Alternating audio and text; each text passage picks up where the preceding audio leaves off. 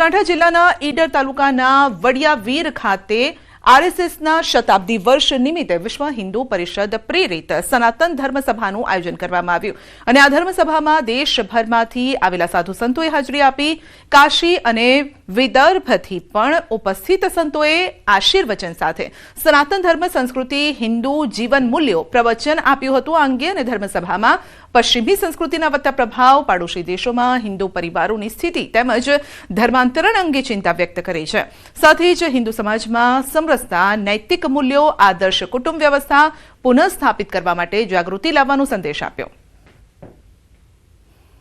यह कार्यक्रम सनातन धर्म सभा है. इसके साथ साथ में संघ के जो 100 वर्ष पूर्ण हो रहे हैं उसको भी निमित्त इस कार्यक्रम के लिए बनाया गया है. लोगों को जागृत करने के लिए, लोगों का प्रबोधन करने के लिए सभा रखी गई है. कुटुंब प्रबोधन है, स्व का स्वाभिमान है, सामाजिक समरसता है, अच्छे नागरिक के कर्तव्य है, ऐसे तमाम बातों पर यहाँ पर चर्चा होने वाली है. सनातन धर्म सभा और 14वां पाठ उत्सव माता जी का और 100 वर्ष राष्ट्रीय स्वयंसेवक संघ तो 100 वर्ष पूरा हो गया है. ये कार्यक्रम है और इस कार्यक्रम में ऐसे महापुरुष जैसे कि डॉक्टर हेगड़ेवार जी जिन्होंने 100 वर्ष पहला इस देश के लिए विचार किया. अंबाजी माताजी नो 14मो पाटोत्सव है. साथे साथे राष्ट्रीय स्वयंसेवक संघना शताब्दी वर्ष चाली रह्युं छे. समग्र देश में आ कार्यक्रम उजवाई रह्यो छे. समाज सुधारणा माटे पंच परिवर्तनना कार्यक्रमों पण देशभर में थई रह्या छे. ए बधा ज संतो आज अहींया उपस्थित रहेवाना छे अने आ संतो हिंदू समाजना चुनौतीओ छे, समस्याओ छे एनी चिंतन करशे अने आ पाटोत्सवनो पण अहींया उजवणी थशे. पर्यावरण संरक्षण क्षेत्रे गुजरातनी વધુ એક સિદ્ધિ, કચ્છના ગૌરવમાં વધારો. બંનેનું રતન છારી ઢંઢ હવે સત્તાવાર રીતે રામસર સાઇટ જાહેર કરાયું છે. ગુજરાતનું 5મું અને કચ્છનું પ્રથમ આંતરરાષ્ટ્રીય મહત્વ ધરાવતું વેટલેન્ડ બન્યું છારી ઢંઢ. છારી ઢંઢ પક્ષી અભયારણ્યને રામસર સાઇટનો દરજ્જો મળવાથી પર્યાવરણ સંરક્ષણ જેવા વૈવિધ્ય અને સ્થાનિક વિકાસ, પ્રવાસન, વૈશ્વિક ઓળખ આ તમામ ક્ષેત્રોમાં સકારાત્મક પરિવર્તન આવશે. રાજકોટ જિલ્લામાં ભારતીય જનતા પાર્ટીના સંગઠન માળખાની જાહેરાત બાદ પ્રમુખ પદને લઈને ચાલી રહેલી અફવાઓ પર વિરામ મુકાયો છે. 27 જાન્યુઆરીએ જિલ્લા ભાજપનું સંગઠન માળખું જાહેર થયા બાદ પ્રમુખ બદલાઈ રહ્યા છે તેવી ચર્ચા રાજકીય વર્તુળોમાં ઉઠી હતી. પરંતુ 31 જાન્યુઆરીએ યોજાયેલા કાર્યક્રમમાં હાલના જિલ્લા પ્રમુખ અલ્પેશ ઢોલરિયાને યથાવત રાખવામાં આવ્યા. કાર્યક્રમ દરમિયાન અલ્પેશ ઢોલરિયાને સાફો પહેરાવી સન્માનિત કરવામાં આવ્યા અને કટાર અર્પણ કરવામાં આવી. સાથે જ નવા નિયુક્ત હોદ્દેદારોએ ઢોલ નગાડા સાથે પદ ગ્રહણ કર્યું. જિલ્લા કક્ષાએ 8 પ્રમુખ, 8 ઉપપ્રમુખ, 3 મહામંત્રી તેમજ 8 મંત્રીની જાહેરાત કરવામાં આવી. અલ્પેશ ઢોલરિયાએ આગામી ચૂંટણીમાં તમામ હોદ્દેદારોને સાથે રાખી ચૂંટણી લડવાનું આહવાન કર્યું છે. જે મુઠ્ઠીની તાકાત હોય એમ અમે બધા જ હોદ્દેદારો એક બની સમગ્ર રાજકોટ જિલ્લાના ભારતીય જનતા પાર્ટીના કાર્યકર્તાઓ એક બની આગામી ચૂંટણીના મેદાનમાં ઉતરશું અને અમારા માટે તાલુકા પંચાયત, જિલ્લા પંચાયત ચૂંટણી એ મોટી વાત અમને દેખાતી નથી. કડાકો ચાંદીના ભાવમાં એક જ દિવસમાં 1 લાખનો ઘટાડો થયો છે. 1 કિલો ચાંદીનો ભાવ 2.90 લાખ થયો છે. 1 તોલા સોનાનો ભાવ 1.55 લાખ થયો છે.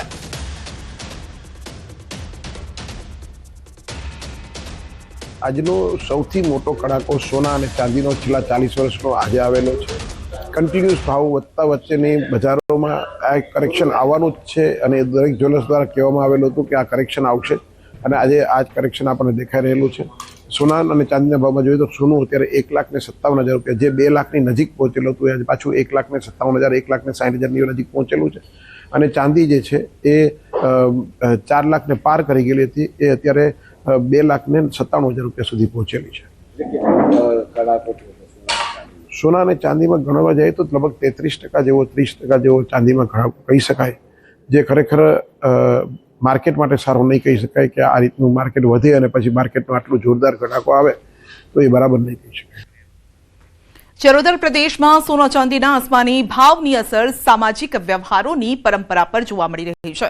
દીકરીના લગ્ન, મોસાળું કે નવી વહુના આગમન પ્રસંગે અપાતા દાગીના હવે મધ્યમ વર્ગ માટે આર્થિક બોજ બની ગયા છે.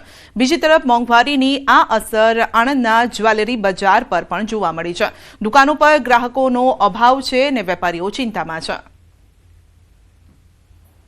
અને અત્યારે બધી અમારે ચરોતરમાં આણંદ જિલ્લામાં બધી નાતોની અંદર સોના ચાંદીના દીકરીઓને આપવા માટેના ભાવ એટલા બધા વધી ગયા છે તે શું આપી શકીએ, એટલે અમારી લાગણીઓ દુભાઈ છે. મોસારું કરવું હોય, ભાણીને આપવાનું, બહેનોને ઘેર પ્રસંગ હોય આપવો હોય, પણ આપી શકતા નથી, એટલું મોંઘું થઈ ગયું છે. ત્યાં અત્યારે અમારામાં એવો રિવાજ છે કે દીકરીના જ્યારે મેરેજ કરવામાં આવે કે ઘરે કોઈ વહુ આવે મેરેજ થઈને અને કે બેનને ત્યાં મોસાળું ભરવાનું થાય ત્યારે અમારે ત્યાં સોના ચાંદી આપવાનો રિવાજ હોય છે અને એ અમારે આપવું એ ખૂબ જ ગૌરવની વાત છે કે અમે દીકરીઓને સોના ચાંદી આપીએ છીએ. પરંતુ અત્યારે આ ભાવના લીધે અમારી એક ગૌરવ, અમારી જે અપેક્ષા હતી કે અમે દીકરીઓને આટલું સોનું ચાંદી આપી શકીએ, પણ એ બધું જ અત્યારે આ ભાવના લીધે ખૂબ જ દુઃખ થાય છે કે હવે અમે આપી નથી શકતા.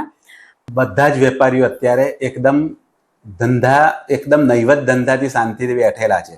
કારણ કે સોનું ચાંદી એ ખરેખર કોઈ મોજશોખની વસ્તુ નથી, એ સ્ત્રીધન તરીકે આજે યુગોથી, વર્ષોથી, અને એમાં એકચ્યુઅલી આપણા હિન્દુ રીત રિવાજ મુજબ આપણા ભારત દેશમાં તો ખાસ, અને એમાં ચરોતર એટલે એક NRI નું પંથક ગણાય કે જ્યાં બધા દૂર દૂરથી અહીંયા આગળ ખરીદી કરવા આવતા હોય.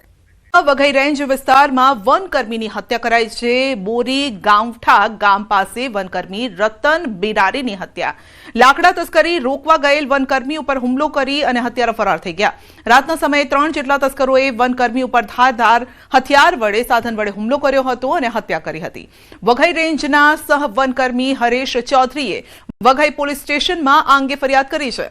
વઘઈ પોલીસે 3 અજાણ્યા વ્યક્તિ વિરુદ્ધ હત્યાનો ગુનો નોંધીને તપાસ હાથ ધરી. મરણ રતનભાઈ ધનસુખભાઈ બિરારી મરણ હાલતમાં પડેલ હતા.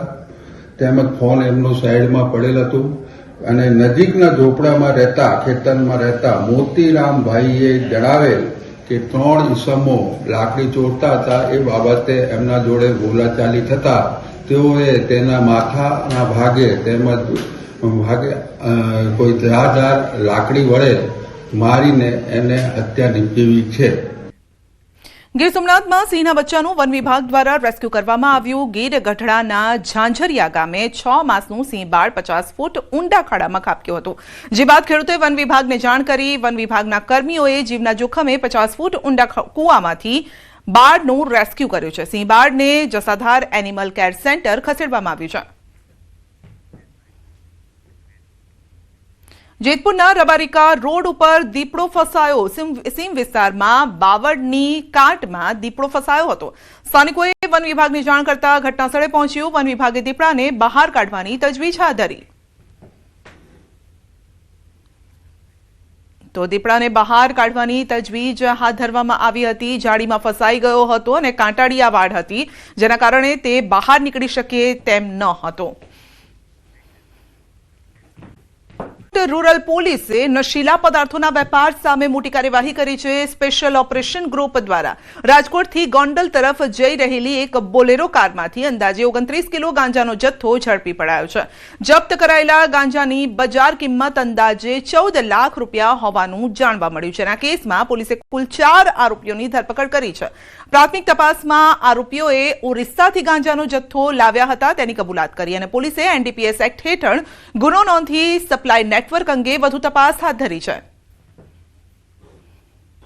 તો એમાં તપાસ કરતા આ બોલેરો ગાડીને રોકવામાં આવી. આ બોલેરો ગાડીનો નંબર GJ03BZ0318 હતો અને આ ગાડીમાંથી ટોટલ 29 કિલો જેટલો ગાંજાનો જથ્થો બરામદ થયો, જેની કુલ કિંમત 14,50,150 રૂપિયા છે.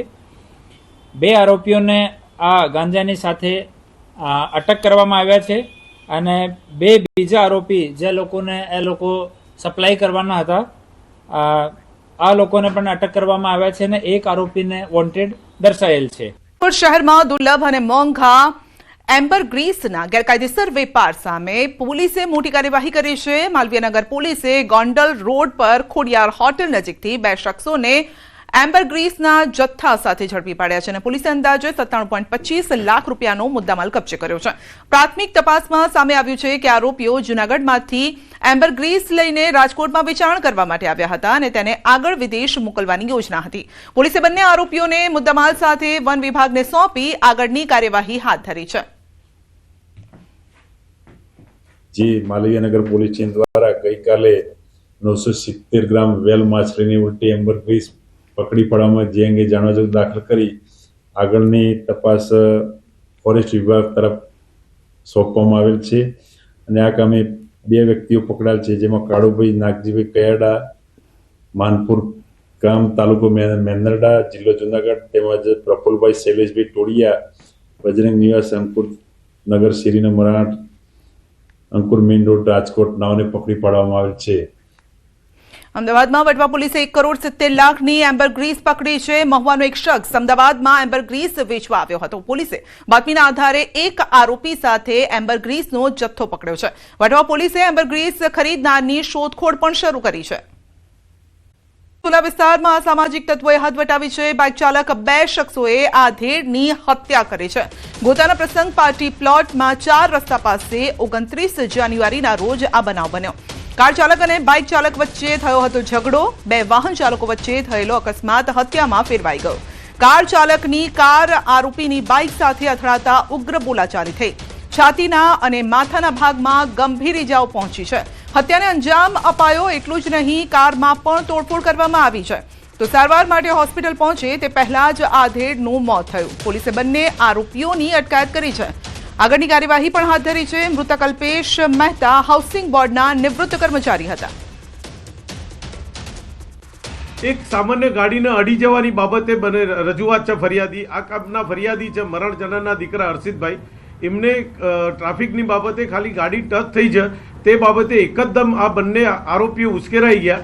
ઉશ્કેરાઈ જઈ અને પહેલા ગાડીનો કાચ તોડી નાખ્યો અને કાચ તોડ્યા પછી આ કામના મરણ જનારને બહાર ઉતરતા એમને એકદમ મારામારી કરી. મોઢાના ભાગે, છાતીના ભાગે જોરથી ભયંકર પ્રકારના મુક્કાઓ મારી અને મૃત્યુ નિપજાવેલું છે. કલોલના 73 વર્ષીય વૃદ્ધ 45 દિવસ સુધી ડિજિટલ અરેસ્ટનો શિકાર થયા હતા. દિલ્હી પોલીસના સ્વાંગમાં રહેલા ઠગોએ ₹49 લાખ ખંખેરી દીધા.